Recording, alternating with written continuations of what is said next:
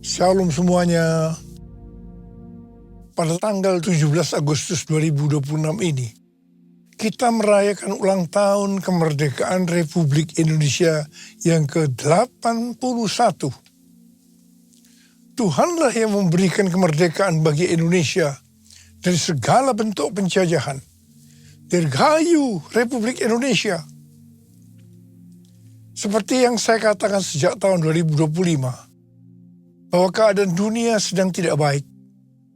Kita berada dalam tahun yang sukar, sulit, peperangan, bencana alam, ketidakpastian, krisis ekonomi yang semakin intens. Ini juga berdampak terhadap Indonesia. Kita harus banyak berdoa untuk Indonesia. Janji Tuhan dalam 2 Tawarikh 7 ayat 13 dan 14 berkata, "Bila mana aku menutup langit sehingga tidak ada hujan, dan bila mana aku menyuruh belalang memakan habis hasil bumi, dan bila mana aku melepaskan penyakit sampar di antara umatku, dan umatku yang atasnya namaku disebut, merendahkan diri, berdoa dan mencari wajahku, lalu berbalik dari jalan-jalannya yang jahat, maka aku akan mendengar dari sorga, dan akan mengampuni dosa mereka, serta memulihkan negeri mereka." Haleluya!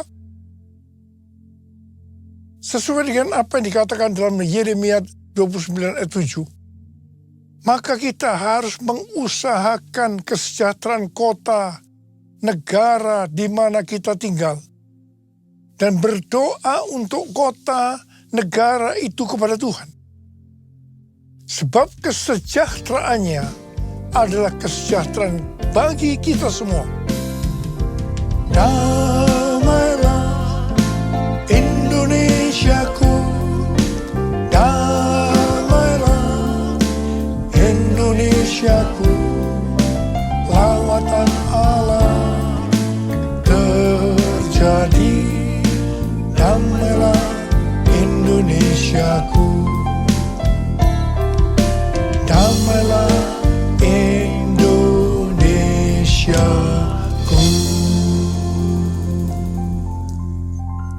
Pada bulan Agustus ini yang merupakan bulan bersejarah bagi bangsa Indonesia, Tuhan juga mengingatkan kepada kita orang percaya bahwa kita sudah dimerdekakan dari penjajahan hukum dosa dan hukum maut. 2 Korintus 3 ayat 17 berkata, "Sebab Tuhan adalah roh, dan di mana ada roh Tuhan, di situ ada kemerdekaan." Kita sebagai orang percaya adalah orang merdeka, karena roh Tuhan ada di dalam kita. Haleluya! 1 Korintus 6 ayat 19 dan 20 berkata, "Atau tidak tahukah kamu bahwa tubuh kamu semua adalah bait Roh Kudus yang tinggal di dalam kamu, roh yang kamu peroleh dari Allah, dan bahwa kamu bukan milik kamu sendiri, sebab kamu telah dibeli dan harganya telah lunas dibayar. Karena itu, muliakanlah Allah dengan tubuhmu." Sesuai dengan Roma 10 ayat 9 dan 10. Pada saat kita mengaku dengan mulut bahwa Yesus Kristus adalah Tuhan, dan percaya dengan hati kita bahwa Allah telah membangkitkan Dia dari antara orang mati, maka kita akan diselamatkan. Sebab dengan hati orang percaya sehingga dibenarkan, dan dengan mulut orang mengaku sehingga diselamatkan. Sebagai orang percaya dan sudah diselamatkan, maka kita adalah bait Roh Kudus yang tinggal di dalam kita. Roh yang diperoleh dari Allah. Tubuh ini bukan milik kita sendiri, tetapi milik Tuhan Yesus. Mengapa? Sebab kita sudah dibeli dari tangan iblis dengan darah Tuhan Yesus, dan harganya sudah lunas dibayar. Ya, sebelum kita percaya kepada Tuhan Yesus, kita di bawah kekuasaan iblis. Setelah menjadi orang percaya, kita adalah milik Tuhan Yesus. Karena itu kita harus memuliakan Allah dengan tubuh kita. Roma 12 ayat 1 berkata, oleh kemurahan Allah, aku menasihatkan kamu, supaya kamu mempersembahkan tubuhmu sebagai persembahan yang hidup, yang kudus, dan yang berkenan kepada Allah. Itulah ibadahmu yang sejati. Janganlah kamu menjadi serupa dengan dunia ini, tetapi berubahlah oleh pembaruan budimu, sehingga kamu dapat membedakan mana kehendak Allah, apa yang baik, yang berkenan kepadanya, dan yang sempurna. Segala yang kita miliki adalah milik Tuhan Yesus. Karena itu kita harus memuliakan Allah dengan apa yang kita miliki. Amsal 3 ayat 9 dan 10 berkata, muliakanlah Tuhan dengan hartamu dan dengan hasil pertama dari segala penghasilanmu. Maka lumbung-lumbungmu akan diisi penuh sampai melimpah-limpah, dan bejana pemerahanmu akan meluap dengan air buah anggurnya. Ini adalah persembahan suluk. Bapa, ku persembahkan tubuhku sebagai persembahan yang hidup, kudus, dan yang berkenan padamu, sebagai ibadah yang sejati. Saya katakan sekali lagi, bahwa sejak tahun 2025 Tuhan mengingatkan kita tentang keadaan dunia. Saya terus-menerus mengingatkan hal ini. Kita sedang memasuki keadaan yang sukar, sulit, peperangan, bencana alam, ketidakpastian, krisis ekonomi yang akan semakin intens. Memasuki tahun 2026, keadaan ini akan semakin parah sampai dengan hari ini. Keadaan tidak akan bertambah baik, sebab kita sedang menuju masa pencobaan yang akan datang ke seluruh dunia untuk mencobai mereka yang ada di dalam dunia ini. Seperti yang Tuhan Yesus katakan kepada jemaat di Philadelphia. Sesuai dengan referensi Alkitab Penuntun Hidup Berkelimpahan, seri The Full Life Study Bible, tentang perkataan Tuhan Yesus kepada jemaat di Philadelphia untuk melindungi mereka yang menuruti firman Tuhan, untuk tekun menantikan kedatangan Tuhan. Dikatakan bahwa kita yang menantikan kedatangan Tuhan, yang menjadi pemenang sebelum hari pencobaan itu tiba, kita akan dilindungi melalui pengangkatan. Haleluya! Karena itu kita harus menjadi pemenang. Seperti yang Tuhan Yesus katakan kepada jemaat di Philadelphia, siapa yang bertelinga, hendaklah mendengarkan apa yang dikatakan Roh kepada jemaat-jemaat. Barang siapa menang, arti yang taat melakukan apa yang dikatakan oleh Roh kepada jemaat-jemaat, maka ia akan masuk surga. Dengan keadaan dunia seperti sekarang ini, banyak di antara kita, terutama anak-anak muda yang mengalami depresi, frustasi. Ada beberapa di antara mereka yang punya keinginan untuk bunuh diri. Tuhan berpesan kepada kita melalui Filipi 4 ayat 6 yang berkata, janganlah khawatir tentang apapun juga. Janganlah khawatir tentang apapun juga. Tetapi nyatakanlah dalam segala hal keinginanmu kepada Allah dalam doa dan permohonan dengan ucapan syukur. Banyak di antara kita pasti melakukan doa dan permohonan, tetapi banyak tidak disertai dengan ucapan syukur.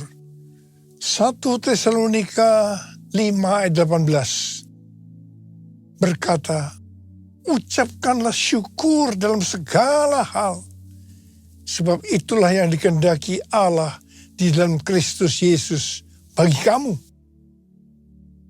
Kalau keadaannya baik, untuk mengucap syukur itu gampang. Tetapi kalau keadaan tidak baik, apalagi di dalam tekanan yang berat, untuk mengucap syukur tidak gampang. Tetapi kalau kita mau melihat mujizat Tuhan terjadi dalam kehidupan kita, maka kita harus melakukan yang dikehendaki oleh Tuhan Yesus Kristus bagi kita, yaitu harus mengucap syukur dalam segala hal, enak maupun tidak enak. Waktu Tuhan memanggil saya menjadi hamba Tuhan, berkali-kali saya menolak. Tapi Tuhan tidak tinggal diam. Rencana Tuhan harus terjadi dalam kehidupan saya, supaya saya mau menjadi hamba Tuhan. Tuhan memaksa saya, sampai akhirnya saya menyerah. Cara Tuhan, saya dibuat bangkrut dari pekerjaan saya. Apa saja yang saya usahakan hancur. Jadi saya tidak punya pilihan lain. Hanya taat kepada panggilannya. Tuhan hanya berkata kepada saya, ikut aku. Saya tidak punya pengalaman apa-apa untuk melayani pekerjaan Tuhan. Modal yang saya punya hanya bisa menyanyi dan main gitar. Terus terang saya kebingungan dan sangat tertekan. Sampai puncaknya, saya hanya berkata kepada Tuhan bahwa saya tidak kuat lagi. Pada saat itu, saya ingat saya duduk di lantai. Tiba-tiba Tuhan berkata kepada saya, Niko, dalam keadaan seperti ini, hendaknya kamu mengucap syukur. Pada awalnya saya tidak bisa mengerti kenapa saya harus melakukan itu. Tetapi Tuhan Yesus berbicara seperti itu. Niko, dalam keadaan seperti ini, hendaknya kamu mengucap syukur. Saya pada waktu itu mengambil gitar. Dan keluarlah lagu ini.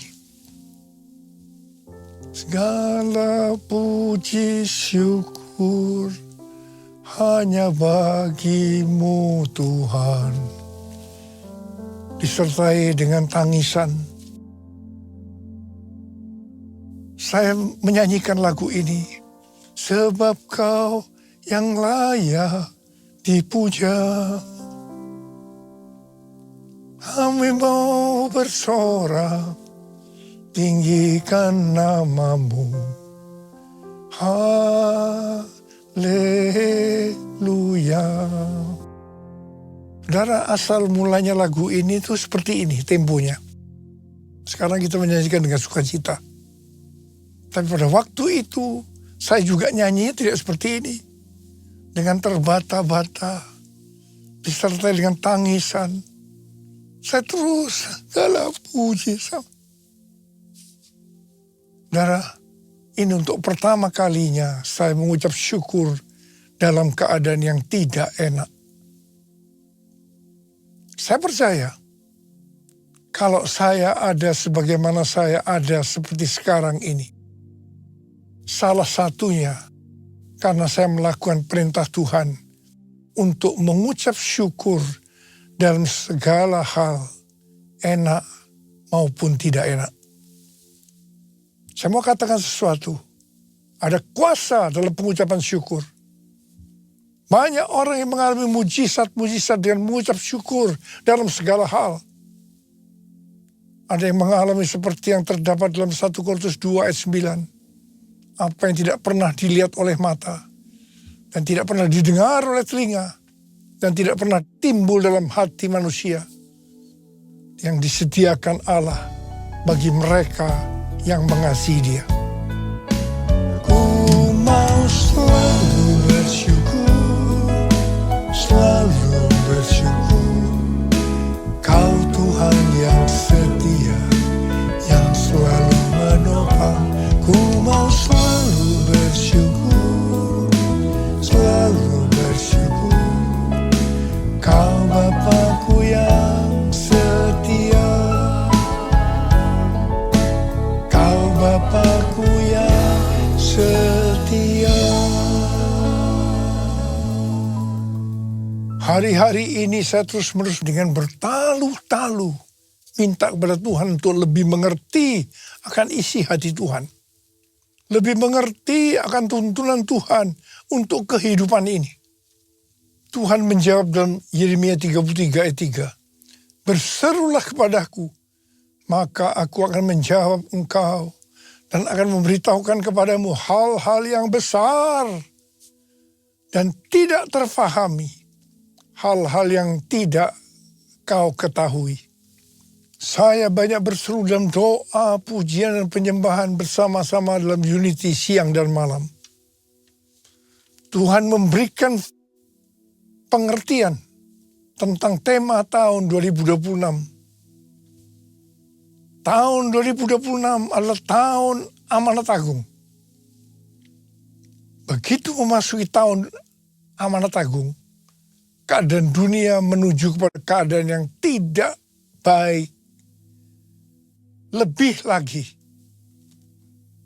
untuk menyelesaikan amanat agung, yaitu supaya Injil diberitakan di seluruh dunia, menjadi kesaksian bagi semua bangsa. Supaya kita memuridkan bangsa-bangsa, goncangan-goncangan harus terjadi. Tema tahun 2026, tahun amanat agung, ini untuk mengingatkan bahwa kedatangan Tuhan Yesus sudah sangat dekat. Tuhan Yesus berkata, Aku datang segera. Untuk menyelesaikan amanat agung, harus dengan pola Tuhan Yesus. Seperti yang terdapat dalam Kisah Para Rasul. Di sini dituliskan, untuk menyelesaikan amanat agung, harus melalui 3 langkah. Langkah yang pertama, harus menerima kuasa Roh Kudus. Waktu Tuhan Yesus akan naik ke sorga, Dia memberikan pesan yang terakhir kepada murid-muridnya. Dalam Kisah Para Rasul 1 ayat 8. Tetapi kamu akan menerima kuasa kalau Roh Kudus turun ke atas kamu. Dan kamu akan menjadi saksiku di Yerusalem dan di seluruh Yudea dan Samaria dan sampai ke ujung bumi. Penyelesaian amanat agung dimulai dari Yerusalem. Kemudian seluruh Yudea dan Samaria dan sampai ke ujung bumi. Setelah itu Tuhan Yesus naik ke sorga. 120 murid berkumpul di kamar loteng di Yerusalem. Apa yang mereka lakukan untuk menantikan pencurahan Roh Kudus? Mereka semua bertekun dengan sehati dalam doa bersama-sama. Artinya mereka berdoa, memuji, dan menyembah Tuhan dalam unity siang dan malam. Ini adalah prinsip restorasi Pondok Daud. Ini adalah prinsip menara doa. 10 hari setelah melakukan ini, pada hari raya Pentakosta, tiba-tiba terdengarlah bunyi seperti tiupan angin keras memenuhi ruangan itu. Dan tampaklah lidah-lidah seperti nyala api yang bertebaran dan hinggap kepada kepala mereka masing-masing. Mereka dipenuhi Roh Kudus. Mereka berkata-kata dalam bahasa-bahasa lain seperti yang diberikan oleh Roh Kudus itu kepada mereka untuk dikatakan. Itu adalah bahasa roh. Apa yang terjadi setelah murid-murid dipenuhi dengan Roh Kudus? Hal yang pertama, Petrus berkhotbah sekitar 5 menit. 3.000 orang bertobat dan dibaptis. Dan hal yang kedua, setelah murid-murid dipenuhi dengan Roh Kudus, mereka dipakai oleh Tuhan untuk menyatakan tanda-tanda dan mujizat, sehingga banyak orang yang bertobat. Hal yang ketiga, setelah murid-murid dipenuhi dengan Roh Kudus, maka cara hidup mereka berubah, sehingga banyak orang yang bertobat. Perubahan-perubahan yang terjadi dalam cara hidup jemaat yang membuat banyak orang bertobat adalah yang pertama, mereka bertekun dalam pengajaran rasul-rasul. Bagi kita, ini juga bisa diartikan mereka suka membaca Alkitab. Yang kedua, mereka suka berdoa dan hidup dalam unity. Yang ketiga, mereka suka memberi. Yang keempat, mereka suka memuji Allah dan bergembira, tulus hati, atau hidup berintegritas. Alkitab katakan bahwa mereka disukai semua orang, dan tiap-tiap hari jumlah orang yang diselamatkan bertambah. Haleluya! Langkah kedua untuk menyelesaikan amanat agung menurut Kisah Para Rasul adalah melalui aniaya. Setelah Stefanus dibunuh, terjadi aniaya bagi pengikut Kristus. Kecuali para rasul, mereka lari ke Yudea dan Samaria sambil memberitakan Injil. Jadi awalnya amanat agung hanya terjadi di Yerusalem. Untuk sampai ke Yudea dan Samaria, mereka harus mengalami aniaya. Mereka tadinya ada di zona nyaman di Yerusalem. Siapa yang tidak mau menjadi orang Kristen dengan keadaan yang seperti itu? Tetapi amanat agung belum selesai. Sebab selain Yerusalem, amanat agung harus terjadi di Yudea dan Samaria. Supaya mereka mau menyelesaikan amanat agung sampai Yudea dan Samaria, Tuhan izinkan aniaya terjadi. Metode ini tetap terjadi sampai hari ini. Aniaya terhadap gereja masih diizinkan supaya amanat agung selesai. Langkah yang ketiga, supaya amanat agung selesai menurut Kisah Para Rasul, yaitu terjadi perubahan paradigma dalam pelayanan. Tadi dikatakan bahwa amanat agung dimulai dari Yerusalem, ke Yudea dan Samaria, dan sampai ke ujung bumi. Jadi pada waktu itu pengertian keselamatan hanya untuk orang Yahudi saja. Karena itu amanat agung hanya di Yerusalem, Yudea, dan Samaria saja. Untuk supaya sampai ke ujung bumi. Artinya supaya bangsa-bangsa lain juga mendapatkan keselamatan.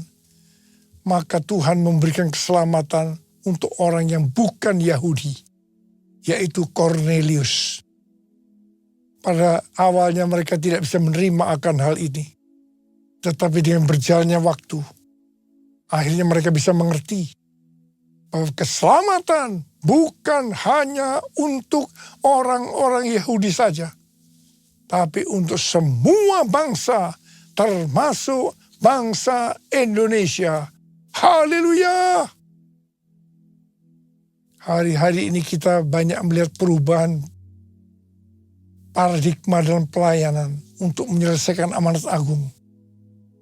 Termasuk membuka gereja baru, di mana tempat yang dipakai bukan hanya di gedung gereja saja. Cara ibadah dengan doa, pujian, penyembahan, termasuk bahasa roh, untuk memuji dan menyembah Tuhan. Juga Tuhan memberikan pengertian tentang Pentakosta ketiga. Tuhan memberikan visi kepada gerejanya di seluruh dunia bahwa target untuk menyelesaikan amanat agung tahun 2033. Juga penggunaan media online secara meluas. Semua ini untuk menyelesaikan amanat agung. Setelah itu, sesuai dengan Matius 24 ayat 14 yang berkata, dan Injil kerajaan ini akan diberitakan di seluruh dunia menjadi kesaksian bagi semua bangsa. Sesudah itu barulah tiba kesudahannya. Tuhan Yesus datang kembali. Maranatha, Tuhan Yesus datanglah segera. Mari angkat tangan kita. Syukur ku naikkan padamu, sembah ku hanya bagimu, bagi anak domba yang datang jadi raja. Bagi anak domba yang datang jadi raja. Mari, kasar dong. Sembah dia.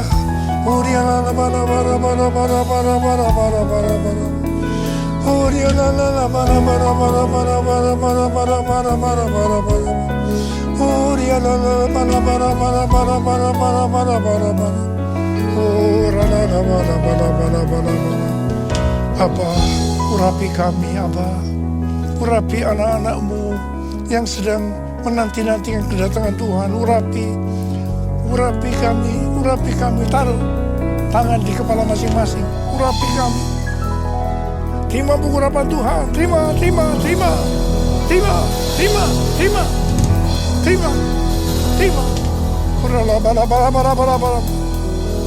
Bagi anak domba yang datang jadi raja. Bagi anak domba yang datang jadi raja.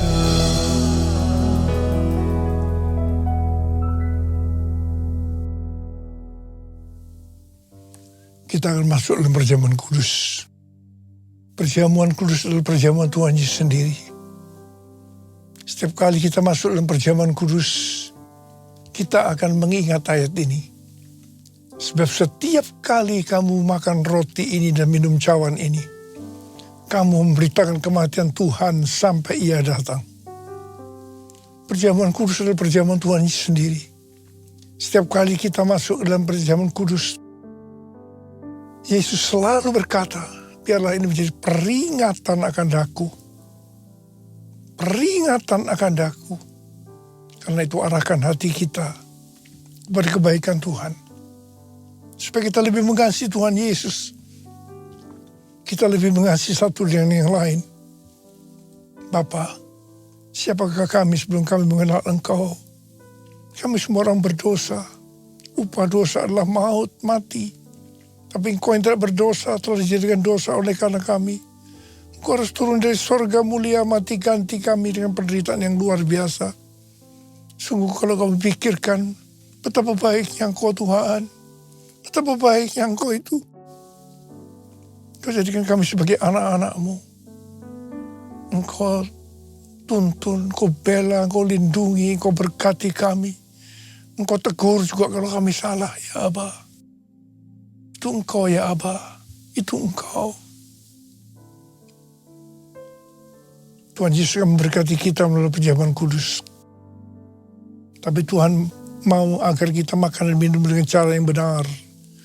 Karena itu masing-masing berdoa, introspeksi. Firman Tuhan sudah dibagikan. Mari mengaca pada firman yang sudah dibagikan. Kalau Tuhan mengingatkan agar kita menyelesaikan segala sesuatunya dengan Tuhan, langsung minta ampun. Ampuni kami Tuhan.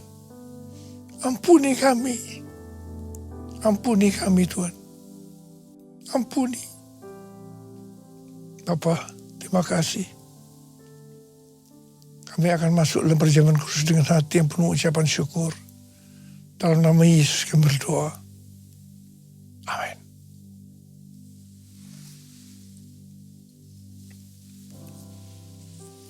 Mari, angkat roti di tangan kanan kita tinggi-tinggi.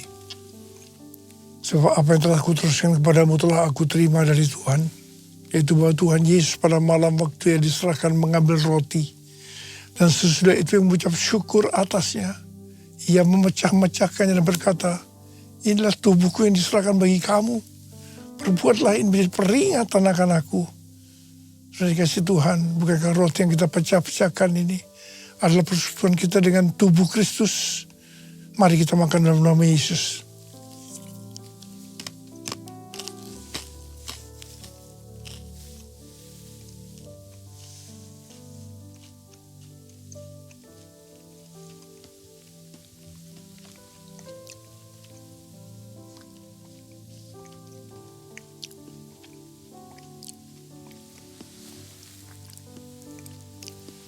Angkat cawan di tangan kanan kita tinggi-tinggi. Demikian juga ia mengambil cawan sesudah makan. Lalu berkata, cawan ini adalah perjanjian baru yang dimeteraikan oleh darahku. Perbuatlah ini. Setiap kali kamu meminumnya, menjadi peringatan akan aku. Supaya kasih Tuhan, bukankah cawan pengucapan syukur. Yang atas kita ucapkan syukur adalah persekutuan kita dengan darah Yesus. Mari kita minum dalam nama Yesus.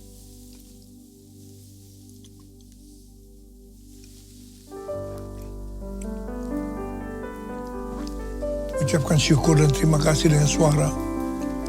Tuhan, kami bersyukur Tuhan. Kami bersyukur dan terima kasih ya Tuhan. Kami bersyukur dan terima kasih ya Tuhan. Oh, rara-bara-bara-bara-bara. Angkat tangan saudara.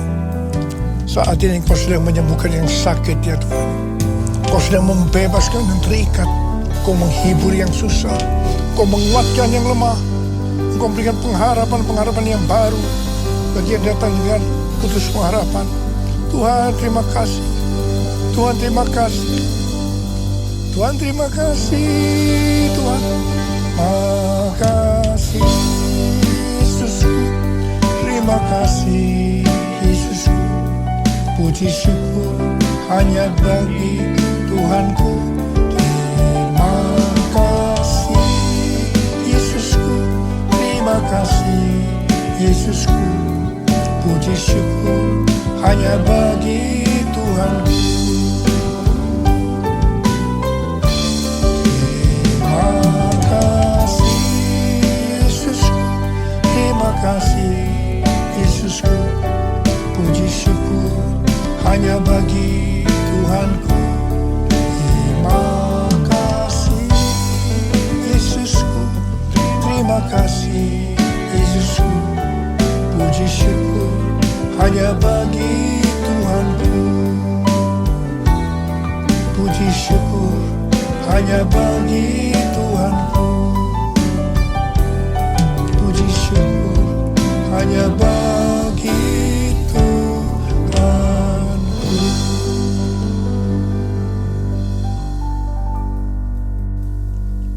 Sekarang terimalah berkat Tuhan. Kasih karunia yang berlimpah-limpah daripada Allah Bapa dalam anak yang tunggal Yesus Kristus. Persekutuan yang manis dengan Roh Kudus menyertai kita semua mulai hari ini. Sampai Tuhan Yesus datang menjemput kita di awan-awan dan bahkan sampai selama-lamanya. Yang percaya bersama-sama katakan, amin.